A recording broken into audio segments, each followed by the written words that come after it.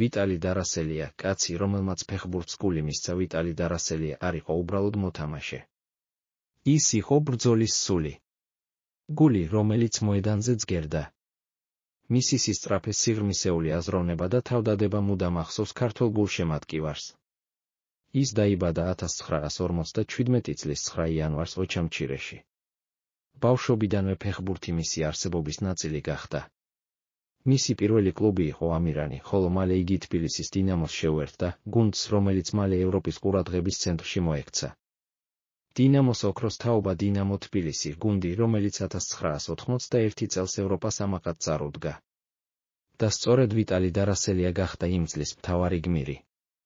UEFA-ს თასების მფლობელთა თასის ფინალში 87 წუთზე დარასელია სუფთად გაირბენს ნახევარ მოედანს და გადამწყვეტ გოლს გაიტანს კარლ ცაისის კარში. ეს გოლი გახდა საქართველოს ევროპული გამარჯვების სიმბოლო. სრკის ნაკრები და მსოფლიო ასპარეზი დარასელიამ 22 მატჩი ჩაატარა სრკის ნაკრებში და გაიტანა 3 გოლი.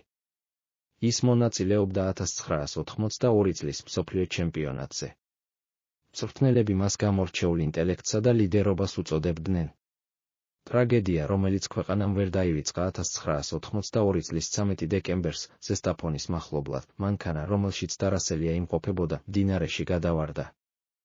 მისი ცხედარი მხოლოდ 13 დღის შემდეგ იპოვეს. ის მხოლოდ 25 წლის იყო.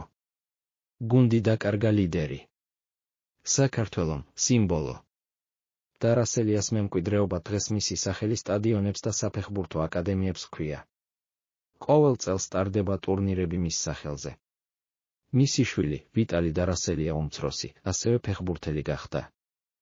მაგრამ ის, რაც მამამ დატოვა, უცვლელია. ვიტალი დარასელია დარჩა არა მხოლოდ ისტორიაში, არამედ გულებში. როგორც მოთამაშე, რომელიც ბოლომდე იბრძოდა.